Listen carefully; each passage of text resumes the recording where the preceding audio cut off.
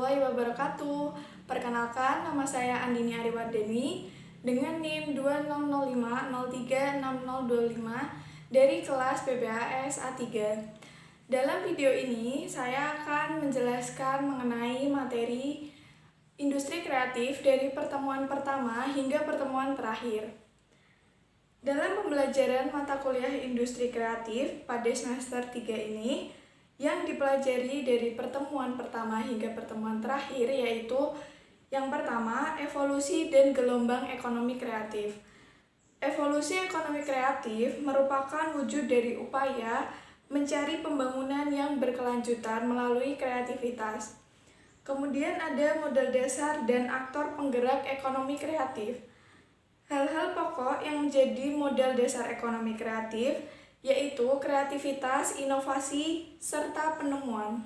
Selanjutnya yang ketiga, keterkaitan industri kreatif. Adanya industri kreatif memunculkan hal-hal baru, yakni munculnya bisnis startup, adanya percepatan inovasi, dan bisnis menjadi lebih kompetitif.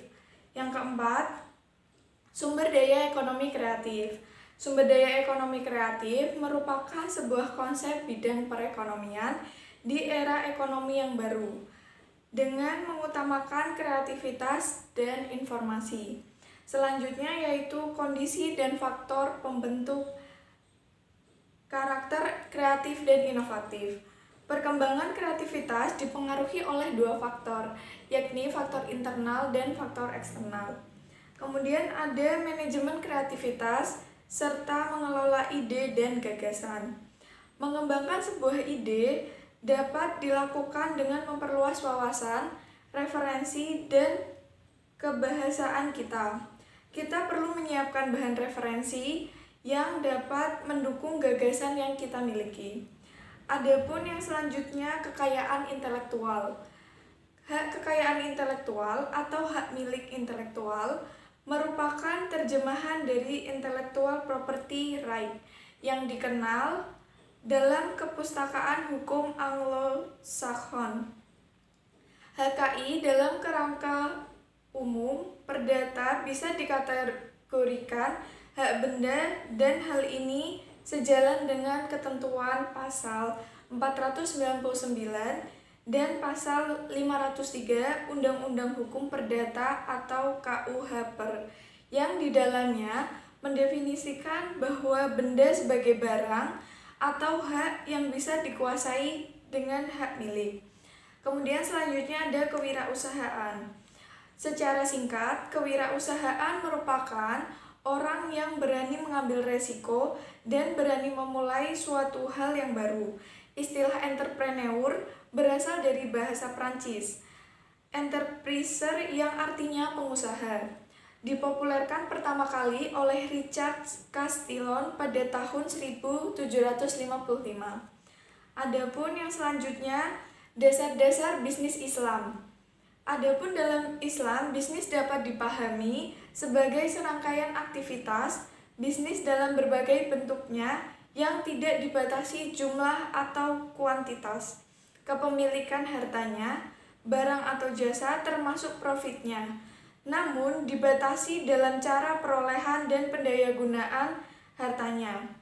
Islam mewajibkan setiap muslim, khususnya yang memiliki tanggungan untuk bekerja. Adapun yang selanjutnya, etika bisnis Islam. Secara etimologi, etika yang berasal dari bahasa Yunani, etikos, mempunyai beragam arti. Yang pertama, sebagai analisis konsep-konsep terhadap apa yang harus, tugas, aturan-aturan moral, benar, salah, wajib, tanggung jawab, dan lain-lain. Yang selanjutnya ada manajemen bisnis Islam. Manajemen bisnis dalam Islam merupakan sebuah usaha yang dilakukan oleh seseorang dengan melakukan tahap-tahap manajemen seperti perencanaan, pengorganisasian, dan lain-lain. Adapun yang selanjutnya, organisasi bisnis menurut Islam. Pengertian organisasi bisnis Islam adalah keseluruhan koordinasi antar subsistem yang saling berhubungan dalam rangka mencapai tujuan usaha yang didasari aturan syariah. Kemudian yang terakhir yaitu marketing dalam Islam. Menurut Bukhari, Alma, dan Doni Juni Priyansa, pemasaran Islami adalah sebuah disiplin bisnis strategi yang mengarahkan proses penciptaan, penawaran, dan perubahan values dari satu inisiator kepada stakeholders-nya, yang dalam keseluruhan prosesnya sesuai dengan akad serta prinsip-prinsip Al-Quran dan hadis. Sekian video yang dapat saya sampaikan. Mohon maaf apabila terdapat salah kata atau banyak kekurangan. Terima kasih. Wassalamualaikum warahmatullahi wabarakatuh.